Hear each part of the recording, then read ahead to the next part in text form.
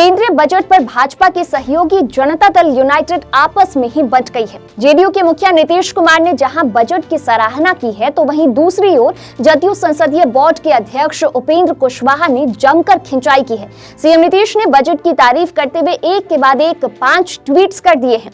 CM Nitish की tweets में आपको आगे बताऊंगी, लेकिन पहले आप उपेंद्र कुशवाहा की पूरी बात सुनिए। किस तरह से देखते हैं, क्या मानते हैं? देखिए, देश में जहाँ विकसित राज्य हैं वहीं पिछड़े राज्य भी हैं, जिसमें बिहार का नाम पिछड़े राज्यों में आता है।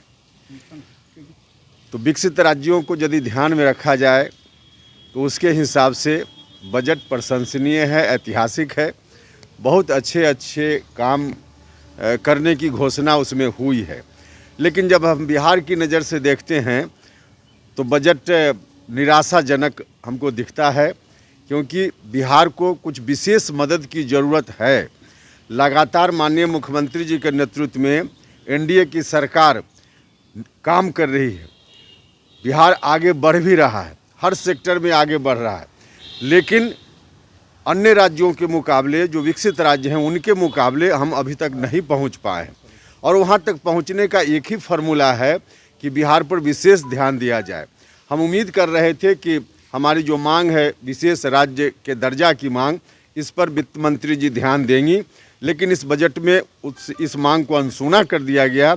इसलिए हम बिहार की दृष्टि से इस बजट को निराशाजनक मानते हैं। आप लोग अभियान भी चला रहे थे लगातार? अभियान तो हमारा चल रहा है विशेष राज्य के दर्जा की मांग को लेकर, और जब तक यह मांग पूरी नहीं होगी तब तक हमारा अभियान जारी रहेगा। लेकिन इस बार हम उम्मीद करते थे कि शायद केंद्र की सरकार इस मांग पर ध्यान देगी। बिहार के पिछड़ेपन को दूर किए बिना देश पूरा विकसित नहीं हो सकता है, यह बात प्रधानमंत्री जी भी बोलते रहे हैं। तो इसलिए हम लोग उम्मीद करते थे, लेकिन उम्मीद पर पानी फिरा। इसलिए हम बोल रहे हैं कि निराशाजनक बजट बिहार की दृष्टि से है। डबल इंजन के सरकार में ट्रबल आखिर कहाँ आ रहा है? नहीं, देखिए, हम लोग तो लगातार मांग उठा रहे हैं और बिहार के लोग भी लगातार इस मांग के साथ हैं। और सिर्फ हमारी पार्टी नहीं, इस मांग के समर्थन में तो समय समय पर सभी राजनीतिक दल के लोगों ने समर्थन किया है। तो यह मांग अब किसी पार्टी विशेष की नहीं है, बिहार की जनता की मांग है। तो इस दृष्टि से हम मांग कर रहे हैं। बाकी क्या कठिनाई है, नहीं कठिनाई है, अब यह मेरा विषय नहीं है। लेकिन अगर कोई कठिनाई भी हो तो भारत सरकार पूरी ताकत के साथ प्रधानमंत्री जी के नेतृत्व में जब काम कर रही है तो उसके सामने कोई कठिनाई हो, ऐसा मुझको नहीं लगता है। अगर कुछ कठिनाई है तो उनको दूर करना चाहिए और बिहार को विशेष राज्य का दर्जा देना चाहिए। तो आपने सुना उपेंद्र कुशवाहा किस तरह से बजट की आलोचना कर रहे हैं। वहीं इसके उलट नीतीश कुमार ने बजट की तारीफ की है। पहले ट्वीट में नीतीश कुमार ने लिखा है कि केंद्र सरकार द्वारा पेश किया गया बजट सकारात्मक और स्वागत योग्य है। पिछले 2 वर्षों से देश का आर्थिक विकास कोरोना महामारी के चलते प्रभावित हो रहा है। इन विषम परिस्थितियों से निकलने के लिए केंद्र सरकार द्वारा अपने बजट के माध्यम से देश के विकास की गति को बढ़ाने के लिए कई कदम उठाए गए हैं, वे सराहनीय हैं। देश में बड़े पैमाने पर आधारभूत संरचना के निर्माण का निर्णय भी स्वागत योग्य है।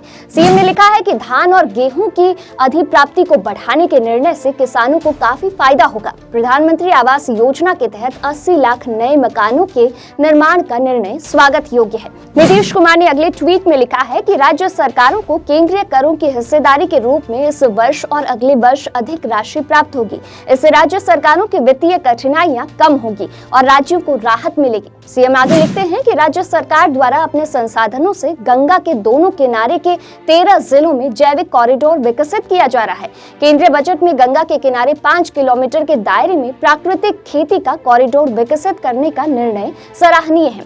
सीएम नीतीश के ट्वीट से ये तो साफ है कि सीएम नीतीश बजट से काफी ज्यादा खुश नजर आ रहे हैं। वहीं इससे ये भी साफ नजर आ रहा है कि जेडीयू के टॉप लीडरशिप में ही विरोधाभास है। अभी हाल ही में आपने ललन सिंह का केंद्रीय मंत्री आरसीपी सिंह पे कमेंट सुना। उन्होंने यूपी में गठबंधन ना होने को आरसीपी सिंह को दोषी ठहरा दिया। मतलब घाल में जेडीयू के अंदर ही है। आपको क्या लगता है? कमेंट सेक्शन में अपनी प्रतिक्रिया हमें जरूर दें। ये वीडियो आपको कैसी लगे ये भी हमें जरूर बताएं और वीडियो को अधिक से अधिक शेयर करें।